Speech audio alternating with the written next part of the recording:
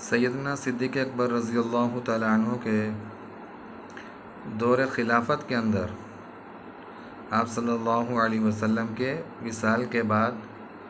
سیدنا صدیق اکبر رضی اللہ تعالیٰ عنہ کے دور خلافت کے اندر عرب کے کچھ قبائل مرتد ہو گئے تھے جنہوں نے ارتداد کو اختیار کر لیا تھا، مسلمانی سے نکل گئے تھے، اسلام کو چھوڑ کر ارتداد اختیار کر لیا تھا، مرتد ہو گئے تھے۔ تو جن پر سیدنا صدیق اکبر رضی اللہ تعالی عنہ کو لشکر کشی کا فیصلہ کرنا پڑا، ان کے ارتداد کی وجہ سے سیدنا صدیق اکبر رضی اللہ تعالی عنہ نے لشکر کشی کا فیصلہ کیا، ان کے اوپر چڑھائی کی اور ان سے جنگ وغیرہ کی۔ کافی خون ریزی کے بعد جب مرتدین کے دماغ سے ارتداد کا خناس نکلا، ان کے دماغ سے خناسیت نکل گئی ارتداد کی، پھر اس کے بعد سیدنا صدیق اکبر رضی اللہ تعالیٰ عنہ کی خدمت میں حاضر ہو کر از سر نو وہ مسلمان ہوئے، ارتداد کو چھوڑ دیا اور دوبارہ سیدنا صدیق اکبر رضی اللہ تعالیٰ عنہ کی خدمت میں آ کر اور ان کی مجلس میں حاضر ہو کر اسلام قبول کیا دوبارہ۔ ان کے اپنے ارتداد کی وجہ سے سیدنا صدیق اکبر رضی اللہ تعالیٰ عنہ کی طرف سے کڑی شرائط کا سامنا بھی کرنا پڑا، ان کے اپنے ارتداد کی وجہ سے کہ اچھے بھلے مسلمان تھے لیکن ارتداد اختیار کیا، مرتد ہو گئے۔ پھر اس کے بعد جنگ و جدل ہوئی تو واپسی سیدنا صدیق اکبر رضی اللہ تعالیٰ عنہ کے ہاتھ پر اسلام قبول کیا، تو حضرت صدیق اکبر رضی اللہ تعالیٰ عنہ نے اسلام کے اعتبار سے کڑی شرائط رکھی ان لوگوں کے لیے۔ حضرت ابو ہریرہ رضی اللہ تعالیٰ عنہ سے روایت ہے کہ جب رسول اللہ صلی اللہ علیہ وسلم کا انتقال ہوا، سیدنا صدیق اکبر رضی اللہ تعالیٰ عنہ خلیفہ بنائے گئے۔ جب سیدنا صدیق اکبر رضی اللہ تعالیٰ عنہ خلیفہ بنے مسلمانوں کے،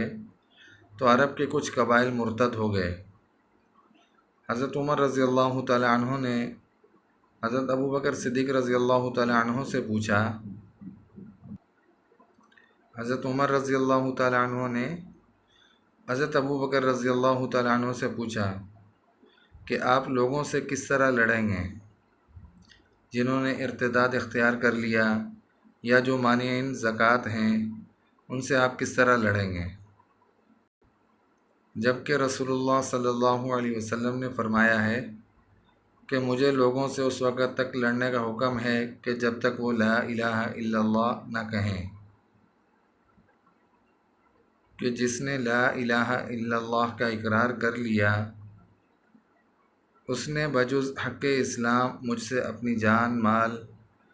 اور اپنی تمام چیزوں کو مجھ سے محفوظ کر لیا، اور ان کا حساب لینا اللہ تعالیٰ کا کام ہے۔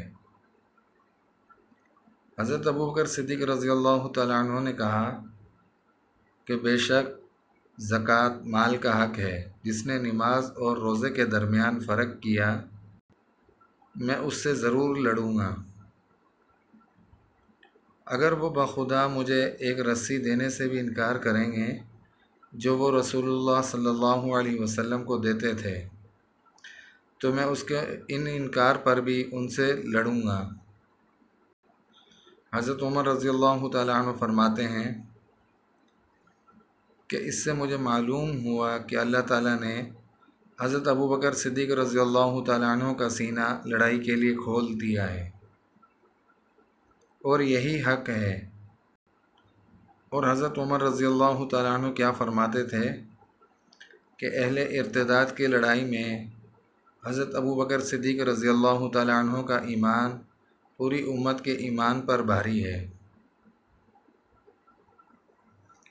حضرت عمر رضی اللہ تعالیٰ عنہ کا فرمانا حضرت ابو بکر صدیق رضی اللہ تعالیٰ عنہ کے بارے میں کہ حضرت ابو بکر صدیق رضی اللہ تعالیٰ عنہ کا ایمان پوری امت کے ایمان پر بھاری ہے۔ اہل ارتداد کے ساتھ جنگ و جدل میں۔ یہ کہ حضرت ابو بکر صدیق رضی اللہ تعالیٰ عنہ نے اہل ارتداد کے خلاف لشکر کشی کیوں کی؟ یہ کہ کوئی اگر نماز اور روزے میں فرق کرے گا، نماز اور زکوٰۃ میں کوئی فرق کرے گا تو میں اس سے لڑوں گا۔ اگر کوئی آپ صلی اللہ علیہ وسلم کو زکوٰۃ میں رسی دیتا تھا اور آپ صلی اللہ علیہ وسلم کے وصال کے بعد اگر اس رسی کے دینے سے انکار کرے گا زکوٰۃ میں، تو میں اس کے خلاف بھی جنگ کروں گا۔ یہ سیدنا صدیق اکبر رضی اللہ تعالیٰ عنہ حضرت عمر رضی اللہ تعالیٰ عنہ کو فرما رہے تھے۔ حضرت عمر رضی اللہ تعالیٰ عنہ نے آگے فرمایا کہ اللہ تبارک و تعالیٰ نے آپ کے سینے کو لڑائی کے لیے کھول دیا۔ حضرت ابو بکر صدیق رضی اللہ تعالیٰ عنہ بہت نرم مزاج طبیعت کے مالک تھے۔ حضرت عمر رضی اللہ تعالیٰ عنہ کی شان کے اندر، ان کی ذات کے اندر جلالیت تھی۔ حضرت ابو بکر صدیق رضی اللہ تعالیٰ عنہ کو اللہ تبارک و تعالیٰ نے فہم و بصارت عطا فرمائی تھی اور آپ صلی اللہ علیہ وسلم کا ساتھ نصیب فرمایا، اور سیدنا صدیق اکبر رضی اللہ تعالیٰ عنہ نبوت کو دیکھنے، سننے اور سمجھنے والے تھے۔ جو حضرات صحابہ کرام کو بات سمجھ نہیں آتی تھی تو سیدنا صدیق اکبر رضی اللہ تعالیٰ عنہ کے پاس اس چیز کا حل ہوتا تھا کہ اس کا مطلب کیا ہے۔ بہت سارے واقعات مل جائیں گے کہ جہاں پر آپ صلی اللہ علیہ وسلم نے بات کی تو سیدنا صدیق اکبر رضی اللہ تعالیٰ عنہ اس کا مطلب، اس کا مفہوم سمجھ گئے تھے کہ آپ صلی اللہ علیہ وسلم کیا فرمانا چاہ رہے ہیں۔ آج مسلمانوں کے اندر ان چیزوں کے بارے میں انتشار پھیلایا جا رہا ہے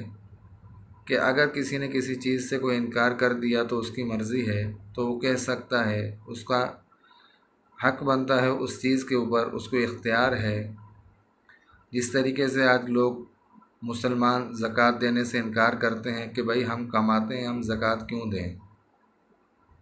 ہم اپنے کمائے ہوئے سے کسی دوسرے کو پیسے کیوں دیں، اور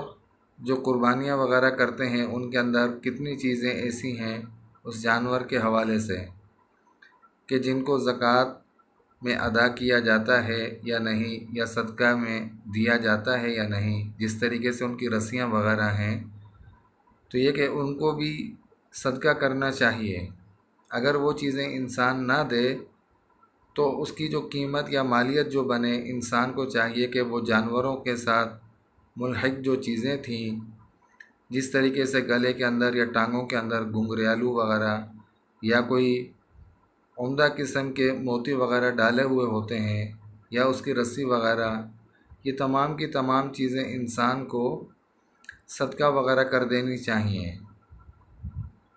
لیکن جب انسان صدقہ وغیرہ نہیں کرتا تو انسان کو چاہیے، مسلمان کو، کہ اس کے بقدر جتنی بھی مالیت بنے یا جتنے بھی پیسے وغیرہ بنے تو وہ انسان اتنے پیسے وغیرہ اللہ تبارک و تعالیٰ کی راہ میں صدقہ کر دیں، صدقے کی نیت سے دے دیں کہ جو چیزیں ہم نے وہ رکھی ہیں یہ ان کے پیسے ہیں، ہم ان کو صدقہ کرتے ہیں۔